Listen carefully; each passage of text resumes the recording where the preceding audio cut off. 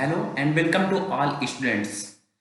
जैसा कि हम लोग पिछले लेक्चर्स में सेकेंड चैप्टर तक कंप्लीट कर लिए हैं, बहुत ही अच्छी तरीके से हम लोग लर्न कर लिए हैं। तो आइए अब आज से हम लोग चैप्टर थर्ड स्टार्ट करते हैं। क्या स्टार्ट करेंगे? चैप्टर थर्ड, जो कि क्या है हमारा मेटल एंड नॉन मेटल। तो इस चैप्टर को पढ़ने से पहले हमें बेसिक सा इंट्रोडक्शन कर लेते हैं। जैसा कि आपको पता है कि इस नेचर में हमें बहुत सारे सब्सटेंसेस मिलते हैं। क्या? इस नेचर में हमें बहुत सारे सब्सटेंसेस मिलते हैं जिनका हम यूज करते हैं। अब ये जो सब्सटेंसेस हैं, either they occur naturally, either they are man made. मतलब कि ये जो सब्सटेंसेस हैं या तो नेचुरली अकर करते हैं या आर्टिफिशियल होते हैं। क्या होते हैं? आर्टिफिशियल। अब ये जो आर्टिफिशियल होते हैं इन्हीं को हम क्या कह देते हैं? Man made substances. तो अब ये जो नेचुरल सब्सटेंसेस हैं, ये जो नेचर के अंदर अपने आप अगर होते हैं वो भी बहुत टाइप्स के होते हैं। ये नेचुरली हमें फाइंड हो रहे हैं, ये भी बहुत टाइप्स के होते हैं। उनमें से नेचुरल सब्सटेंसेस का जो हमारे पास टाइप है वो क्या है? Metal and non metals. अब ये जो मेटल और नॉन मेटल है, जो कि नेचुरल सब्सटेंसेस हैं, इनका बहुत वाइड यूज है। इनका बहुत वाइड यूज है। अब जैसा कि आप फिगर में यहां पे देख पा रहे हैं, हमारे पास दो फिगर यहां पे ड्रॉ किए हैं। अगर हम आपसे पूछें कि जो पहला फिगर है, फर्स्ट फिगर, ये क्या है, और आप हमारे सामने रहे होते तो आप तुरंत तुरंत जवाब देते कि ये वाला जो है ये क्या है? कॉपर वायर है। ये फिगर क्या है? कॉपर वायर है। आपको पता है कि इसे हम इलेक्ट्रिकल ट्रांसमिशन के लिए यूज करते हैं। किस लिए? इलेक्ट्रिकल ट्रांसमिशन के लिए यूज करते हैं। ट्रांसमिशन के लिए यूज करते हैं, अर्थात ये एक तरह की इलेक्ट्रिकल वायर है। ऐसे सिमिलरली आपको ये दिख रहा होगा, ये क्या है? ये सल्फर है। क्या है? सल्फर।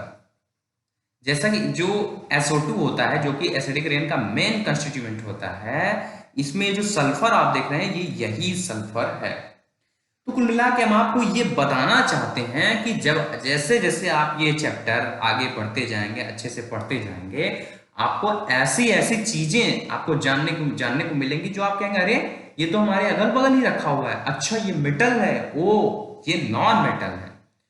तो मतलब बहुत ही इंटरेस्टिंग सा चैप्टर है। So let us start this amazing chapter. और इस अमेजिंग चैप्टर को शुरू करें उससे पहले जो लोग अभी तक चैनल को सब्सक्राइब नहीं किए हैं वो चैनल को सब्सक्राइब कर लें। और चलिए अब हम लर्न करते हैं और स्टडी करते हैं metal and non metals.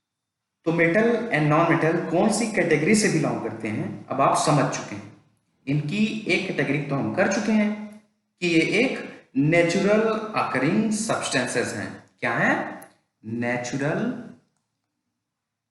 Occurring substances हैं।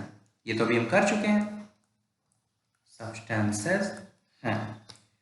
मतलब हम इनको बना नहीं रहे हैं, हम स्वयं से इनको बना नहीं रहे हैं, बल्कि ये हमें नेचर से, प्रकृति से प्राप्त हो रहे हैं। देखिए क्लासिफिकेशन अलग अलग तरह का होता है कि कौन सी चीज किस तरह से बनी है। तो ओरिजिन के अकॉर्डिंग तो हमने इसको क्लासिफाई कर लिया कि ओरिजिन के अकॉर्डिंग ये एक क्या है? नेचुरल सब्सटेंस है। क्या है? नेचुरल सब्सटेंस है। लेकिन इसका कॉन्स्टिट्यूएंट क्या है, कॉन्स्टिट्यूशन क्या है इसका, इसके अंदर क्या क्या है, उस अकॉर्डिंग ये कौन सी कैटेगरी से बिलोंग करता है। तो मेटल और नॉन मेटल बिलोंग करते हैं एलिमेंट कैटेगरी से। किस कैटेगरी से? एलिमेंट कैटेगरी से बिलोंग करते हैं। तो एलिमेंट क्या होता है? एलिमेंट वे सब्सटेंसेस होते हैं जिसे और अधिक छोटे सब्सटेंसेस में नहीं तोड़ा जा सकता है, नहीं तोड़ा जा सकता है। वही क्या कहलाते हैं? तत्व। मतलब कि एलिमेंट वो सब्सटेंस हैं जो कि आप उससे उससे ज्यादा उससे तोड़ ही नहीं सकते हैं। उससे ज्यादा जो एलिमेंट होता है वो छोटे छोटे छोटे छोटे छोटे छोटे एटम से मिलकर बना होता है। सोचिए ये एलिमेंट्स इतना छोटा होता है कि अब आप इससे सिंपलेस्ट फॉर्म में इसको नहीं तोड़ सकते हैं। तो इसको अब इन एलिमेंट्स के नेचर के अकॉर्डिंग, इनकी प्रॉपर्टीज के अकॉर्डिंग इन्हें फॉलोइंग डिफरेंट क्लास में क्लासिफाई किया गया है। क्या क्या है उनमें? जैसा कि धातु हमारे पास है मेटल, अधातु है नॉन मेटल, उपधातु है मेटेलॉइड्स और नोबल गैसेस। अब जैसा कि आप अपने स्क्रीन पर ये दो फिगर देख पा रहे हैं, क्या क्या, ये और ये। अब ये क्या है? ये एक नेकलेस है, नेकलेस है जो कि किसका बना हुआ है? आप देख कर ही बता सकते हैं, ये गोल्ड का बना हुआ है, गोल्ड गोल्ड का बना हुआ। और ये जो आप देख रहे हैं ये क्या है? ये एक एल्यूमिनियम शीट्स है। क्या है? एल्यूमिनियम शीट्स है। तो ये भी ये ये भी मेटल और नॉन मेटल के कैटेगरी में आ जाते हैं। गोल्ड क्या होता है हमारा? गोल्ड एक मेटल है और एल्यूमिनियम क्या है? तो कुल मिला के अब हम जो पढ़ेंगे वो क्या होगा? सबसे पहले मेटल्स को पढ़ेंगे, फिर नॉन मेटल्स को पढ़ेंगे, फिर आगे के टॉपिक्स को हम देखेंगे। अब हमें क्या पढ़ना है? Physical properties of metal and non metal. यहां पे क्या कर लीजिएगा? And non metal. ठीक, इसको भी लिख लीजिएगा। दोनों की प्रॉपर्टी हम साथ साथ देखते हुए चलेंगे कि मेटल की प्रॉपर्टी क्या होती है और नॉन मेटल की प्रॉपर्टी क्या होती है। जैसा कि हम पिछले क्लासेस में एक चीज पढ़ चुके हैं, आपको याद होगा क्या पढ़ चुके हैं कि मेटल्स क्या होते हैं। पिछले क्लासेस में पढ़ लिए थे मेटल्स क्या होते हैं। तो मेटल्स वे होते हैं जो इलेक्ट्रॉन त्याग कर क्या करते हैं? धनायन बनाते हैं, धनायन बनाते हैं। आपको पिछले क्लासेस में हम पढ़ा चुके थे कि इलेक्ट्रॉन्स त्याग कर धनायन बनाने की प्रवृत्ति जिसमें होती है उनमें वो क्या होते हैं? मेटल्स होते हैं। अगर इनके एग्जाम्पल की बात करें तो एग्जाम्पल आपको एक बार रिमाइंड करा दूं, जैसे Fe, Cu, Ag, Au, ये सब क्या थे? ये सब मेटल्स थे, ये जो कि हम पिछले क्लासेस में पढ़ लिए थे। ऐसे ही सिमिलरली नॉन मेटल भी पढ़ लिए थे कि नॉन मेटल्स क्या होते हैं।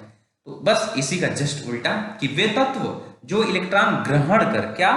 इलेक्ट्रॉन ग्रहण कर ऋणायन बनाने की प्रवृत्ति रखते हैं, ऋणायन बनाने की प्रवृत्ति रखते हैं, उन्हें क्या कहते हैं? हम नॉन मेटल्स कहते हैं। अब इनका एग्जाम्पल क्या क्या हो सकता है? जैसे carbon, sulphur, hydrogen, oxygen, neon. तो ये सब जो है किसके एग्जाम्पल्स हैं? नॉन मेटल्स के एग्जाम्पल्स हैं। तो ये आपको हल्का सा हम रिमाइंड करा दिए, पिछले क्लास में हम लोग पढ़ लिए थे। तो अब हमें क्या पढ़ना है? Physical properties of metal and non metal. यहां पे भी लिख लीजिएगा क्या? धातुओं के भौतिक गुण, धातुओं तथा अधातु, अधातुओं, सही कर लीजिएगा इसको, धातुओं तथा अधातुओं के भौतिक गुण। अब देखिए पहला भौतिक गुण हम क्या पढ़ेंगे? यहाँ पहला नंबर डाल लीजिएगा, क्या? आघात वर्धनीयता। इसको इंग्लिश में कहते हैं मैलिएबिलिटी। अच्छा, मैलिएबिलिटी होती क्या है? तो इसको डिफिनेशन टाइप में हमने लिख दिया है। क्या लिख दिया है? पदार्थ को पीट कर बिना टूटे पतली चद्दरों में बदलने का प्रक्रम। क्या हुआ? पदार्थ को पीट कर बिना टूटे पतली चद्दरों में, पतली पतली चद्दरों में बदलने का प्रक्रम ही क्या कहलाता है? हमारा आघात वर्धनीयता मींस मैलिएबिलिटी कहलाता है। अब देखिए आघात वर्धनीयता का धातु में क्या प्रोसेस होता है, अधातु में क्या प्रोसेस होता है? देखिए जो धातु होते हैं, मेटल्स होते हैं, ये क्या होते हैं? ये आघात वर्धनीय होते हैं। सही कर लीजिएगा, यहाँ पूरा ता होगा, ठीक या सही है? ये सही है। तो धातु मेटल ये क्या होते हैं? आघात वर्धनीय होते हैं, ठीक। और ऐसे ही अधातु, ये धातु क्या होते हैं? आघात वर्धनीय होते हैं। मतलब आप इसको पीट कर इसके जो मेटल्स होंगे उनको पीट कर आप पतली पतली चद्दरों में बदल सकते हैं। लेकिन जो अधातु होते हैं ये आघात वर्धनीय नहीं होते हैं, आघात वर्धनीय नहीं होते हैं। मतलब इसको पीट कर आप पतली पतली शीट्स में नहीं चेंज कर सकते हैं, नहीं चेंज कर सकते हैं। अब इसका रीजन क्या होता है कि आखिर इन्हें पतली पतली शीट्स में चेंज कर ले रहे हैं, इन्हें पतली पतली शीट्स में नहीं चेंज कर पा रहे हैं? तो इसका रीजन क्या है? क्योंकि ये ब्रिटल, कच्चे होते हैं और कूटने से टूट जाते हैं। कौन? Non metal. ये जो अधातु है ये ब्रिटल होते हैं। ब्रिटल मतलब कच्चे, ब्रिटल होते हैं, ब्रिटल अर्थात कच्चे होते हैं। और इनको आप जब पीटोगे तो ये टूट जाते हैं। तो बस इसी रीजन से हम क्या कर रहे हैं, और रियलिटी में होता है कि ये कूटने से टूट जाते हैं, इसलिए नॉन मेलिएबल हैं, अर्थात आघात वर्धनीय नहीं होते हैं। तो ये थी हमारी पहली प्रॉपर्टी, किसकी? मेटल और नॉन मेटल्स के संदर्भ में।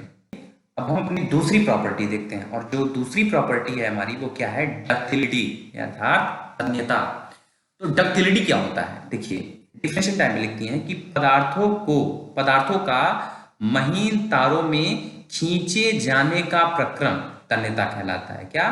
पदार्थों का महीन तारों में खींचे जाने का प्रक्रम क्या कहलाता है? तन्यता कहलाता है। अब मेटल्स के केस में क्या होता है? मेटल्स के केस में ये तन्य होते हैं, जो मेटल्स होते हैं वो तन्य होते हैं। डक्टिल, इसमें डक्टाइल का गुण होता है, जैसे कि आप कैसे समझ सकते हैं, सिल्वर, इसका एग्जांपल जैसे कॉपर। तो ये सब जो है सिल्वर, कॉपर, ये सब क्या है? इनमें डक्टिलिटी होती है। और नॉन मेटल क्या होते हैं? नॉन डक्टाइल होते हैं। क्या होते हैं? नॉन डक्टाइल होते हैं, ये तन्य नहीं होते हैं। अब इसका भी रीजन क्या है? क्योंकि ये कच्चे होते हैं, ब्रिटल होते हैं। कैसे तन्य होंगे भाई? क्योंकि ये non ductile, non metals are non ductile because they are brittle. क्या होते हैं? ब्रिटल होते हैं, कच्चे होते हैं। तो बस इसी रीजन से इन्हें तन्यता गुण इनमें नहीं होता है। So metals are ductile and non metals are non ductile. अब हम अपने थर्ड प्रॉपर्टी की ओर बढ़ते हैं, जो कि क्या है? इलेक्ट्रिक एंड थर्मल कंडक्टिविटी, विद्युत तथा ऊष्मा चालकता। तो इलेक्ट्रिक कंडक्टिविटी मींस कि क्या उसमें इलेक्ट्रिक करंट फ्लो कर सकता है? क्या उसमें इलेक्ट्रिक करंट फ्लो कर सकता है? फ्लो कर सकता है, ठीक। तो जब हम कहीं से कभी इलेक्ट्रिक करंट फ्लो करते हैं तो उसी का एक आफ्टर इफेक्ट क्या होता है कि हीट प्रोड्यूस होती है। उसका आफ्टर इफेक्ट है कि हीट प्रोड्यूस होती है, ठीक। हीट प्रोड्यूस होती है। तो अगर किसी में इलेक्ट्रिक करंट फ्लो करता है तो उसमें से हीट भी प्रोड्यूस होती है। तो थर्मल कंडक्टिविटी और इलेक्ट्रिकल कंडक्टिविटी आपस में लिंक्ड होती हैं, एक के बाद एक प्रोसेस होता है। तो आइए जानते हैं कि मेटल के केस में क्या होता है और नॉन मेटल के केस में क्या होता है। ये मेटल का केस, ये नॉन मेटल का केस।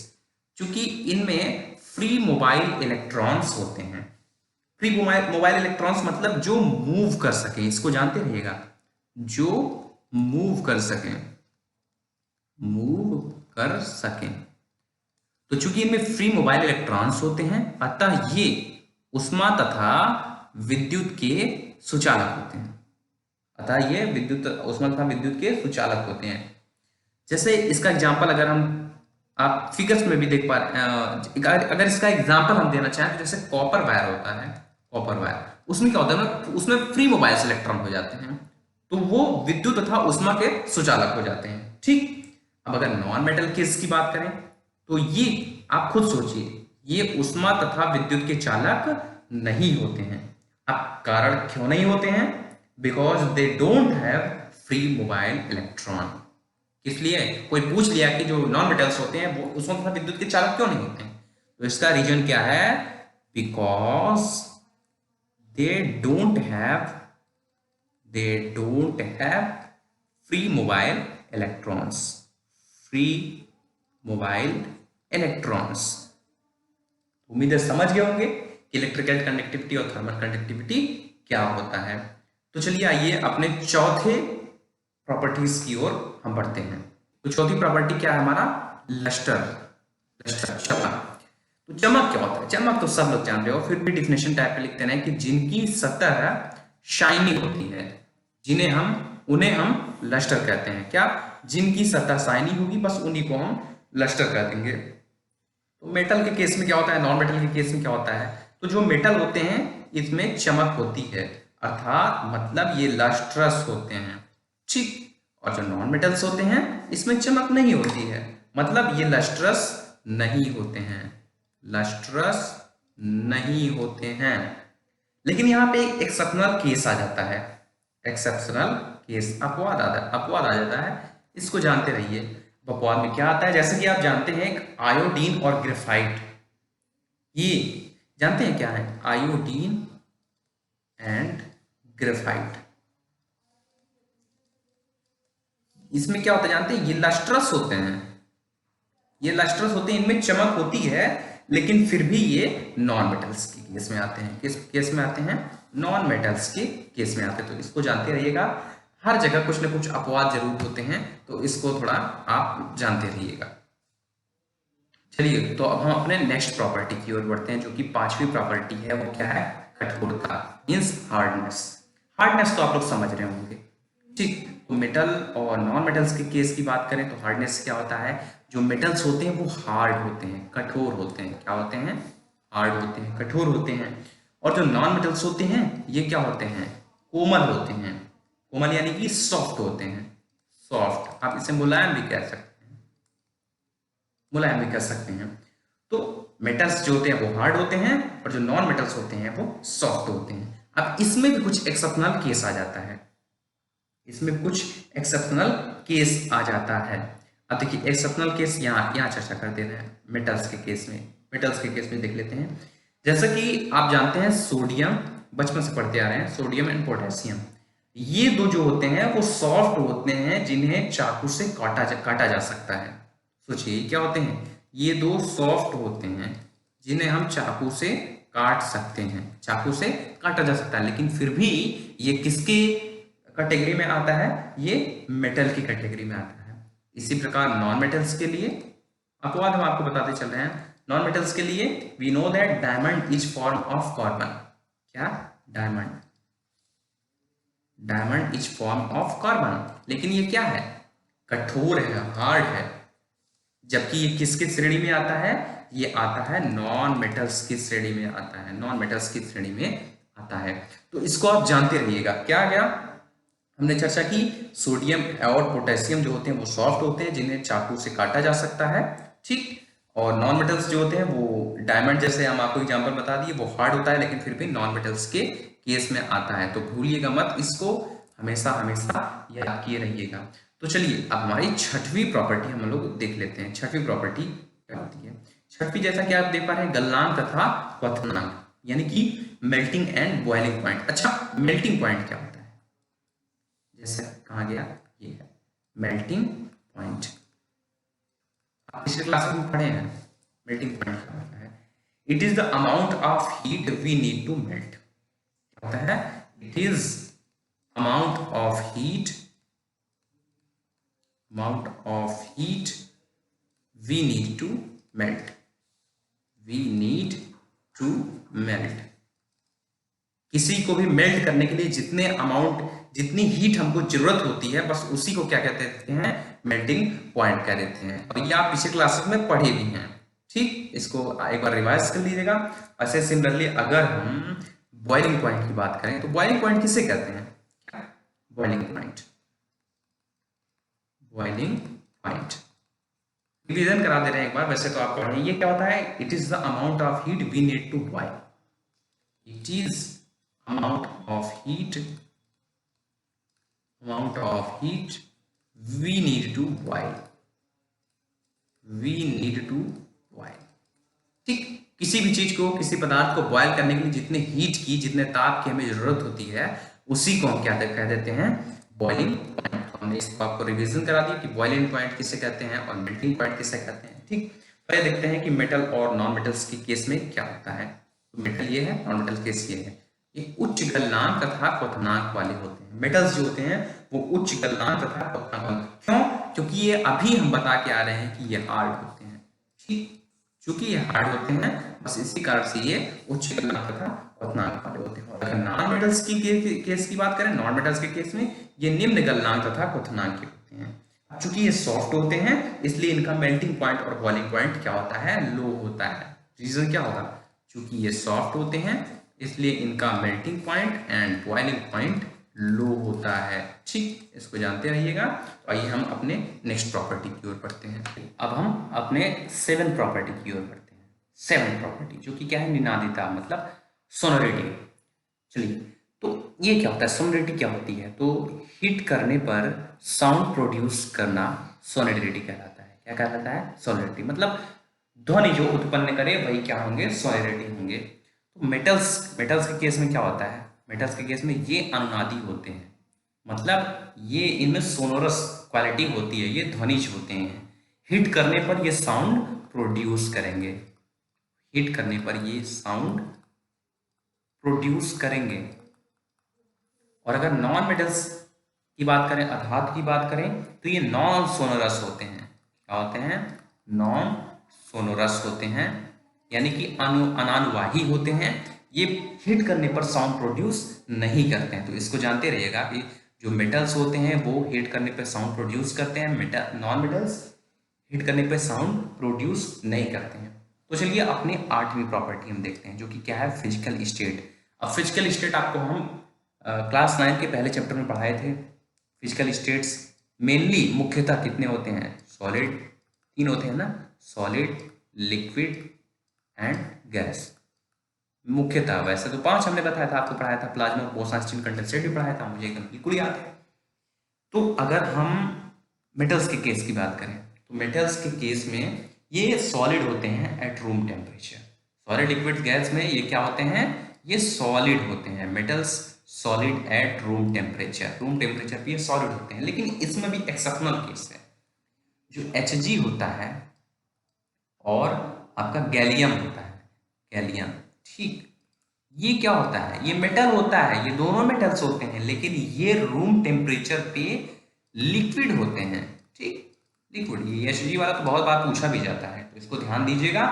और अगर नॉन मेटल्स की बात करें, जो नॉन मेटल्स होते हैं ये सॉलिड, लिक्विड एंड गैसेस तीनों स्टेट में पाए जाते हैं। तो ये था ऑल अबाउट फिजिकल प्रॉपर्टीज, हमारा फिजिकल प्रॉपर्टीज ऑफ किसका? मेटल एंड नॉन मेटल, ठीक।